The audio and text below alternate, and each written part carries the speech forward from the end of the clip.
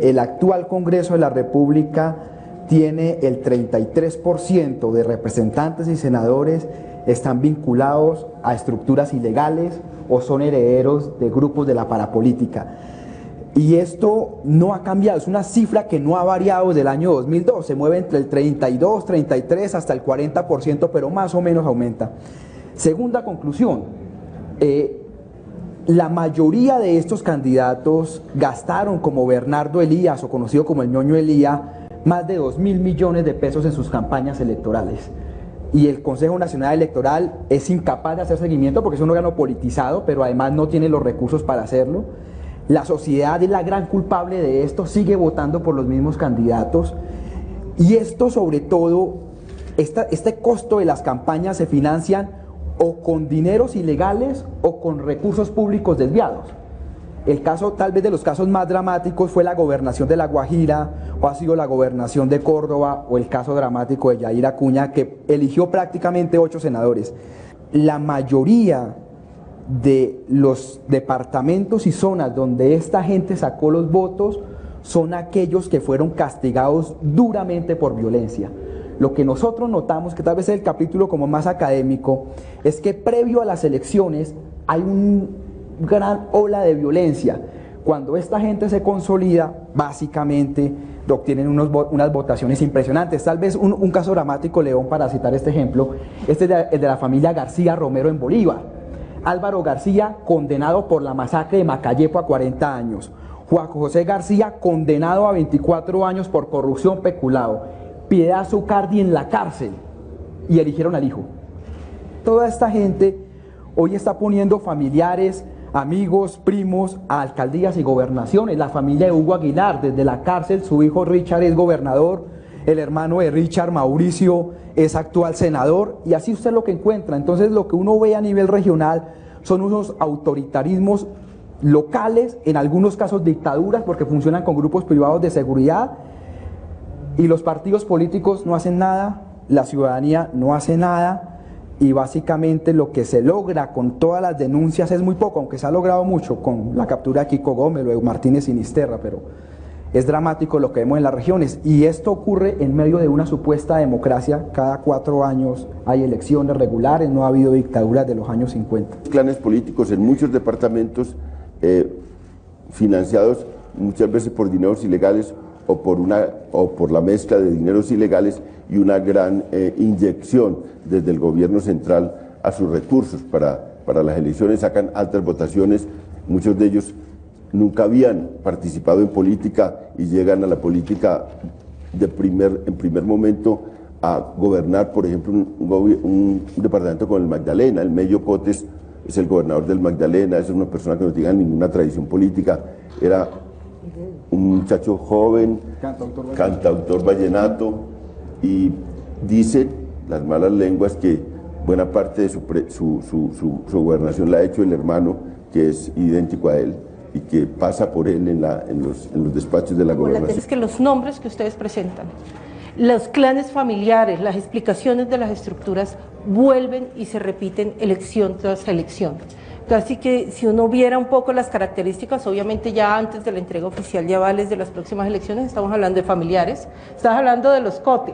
Volvamos a ver entonces ahora, Rosa Cote, por ejemplo, se podría presentarse en Magdalena. Esposa de Chico Zúñiga, un parapolítico. Exactamente, pero además familiares del actual gobernador. Cuando estamos viendo uno de los fenómenos políticos, que es el joven sucreño Yair Acuña, ese fenómeno político, que espero que hablemos de esos fenómenos, que hay 3 fenómenos políticos que son muy interesantes, se retira de la Cámara después de haber multiplicado por 2 las votaciones a Cámara, posiblemente a Sucre también. Nos vamos al Valle del Cauca y encontramos la casa de Dilian Francisca como posible candidata, y cuando empezamos a recorrer el país, lo que vemos es que esos clanes locales de los que hablaba Ariel tienen un poder económico tan fuerte, tan fuerte, que el ejercicio de la política está pasando completamente por ahí, pero te dejo dos perlas solamente para que lo hablemos ahora, que muchos de esos clanes se construyen en las comisiones tercera y cuarta del Congreso de la República, que son los que tienen que ver precisamente con el tema de presupuesto y son los que tienen que ver con los temas económicos, porque viendo los datos, cuando empecé a ver tus listas, no te imaginas la sobrerepresentación que hay de los investigados de una región del país, que es la costa Caribe, y la cantidad, y es ahí donde hacen toda la carrera electoral y política. Pues el caso de Yair Acuña es que se presentó prácticamente con 3 partidos a las elecciones parlamentarias. Sacó en su lista de 100% Colombia en Sucre una votación que le dio él, se eligió él y otro representante a la Cámara. También eligió un representante a la Cámara por Casanare y eligió 2 por un partido que era el partido de las negritudes, que era un partido cercano a él, 2 representantes a la Cámara, son 5, y le puso 10.000 votos contados a 8 senadores, de manera, 7 o 8 senadores, de manera que él solo, 38 años, una persona de un departamento como Sucre, pone 5 representantes a la Cámara, más que partidos estructurados, y le puso votos a 8 senadores. Eso con una confusión de dineros enormes, invirtiendo sumas desorbitantes de dinero en su departamento y en otros departamentos. Carrera política en la comisión tercera y en la comisión de acusaciones. De ahí nos salió la joven promesa sucreña. Y ahora para gobernador, y vamos a ver cómo va a ser esas elecciones en Sucre. Yo creo que el país se ha acostumbrado a estos datos, que Yair Acuña es quien es, allá la gente le resbala, porque no hay, una cosa que no se hace es mirar eso qué significa. Pero primero eso significa que en la política la gente que no tiene esos valores, o sea que es una persona normal, la expulsen. Esto lo que está significando es que todos tenemos la culpa en el sentido de que nos dejamos expulsar o simplemente rechazamos la política. Es tan asquerosa la política colombiana que la gente decente, realmente decente, la gente normal, diría yo, sale corriendo. Eso me parece que es una cosa grave porque esto se está reconcentrando. Buena parte de la clase política nacional es producto de lo que hay en municipios y departamentos, del uso y el abuso del poder, en cabeza de alcaldes, de gobernadores, que hacen parte de unas roscas, de unas camarillas, a veces clanes familiares, que se comportan como verdaderas mafias políticas. El tema de lo que aportan municipios y departamentos de la politiquería y la corrupción a toda la ilegitimidad del sistema político nacional es muy grande. ¿Cómo es que la corrupción, cómo es que los grupos ilegales se están apoderando del municipios y departamentos, del poder local y regional? Por ejemplo, a los bogotanos nos interesa mucho saber el llamado carrusel de la contratación, cómo se va a manifestar en estas elecciones territoriales. ¿Quiénes son los herederos? De una u otra manera, ¿quiénes son los herederos del carrusel de la contratación? El gran problema que tenemos nosotros es la forma autoritaria y mafiosa como funciona el Estado local. Déjame decirte esto, mira, un alcalde gana la elección, para eso va y negocia contratos con un privado, legal o ilegal, que le financia, y negocia con un padrino político que le dé el aval. Y al padrino político le ofrece puestos burocráticos y al otro le ofrece plata. Una vez el tipo llega a la alcaldía, el hombre coopta el órgano colegiado, consejo, por ejemplo.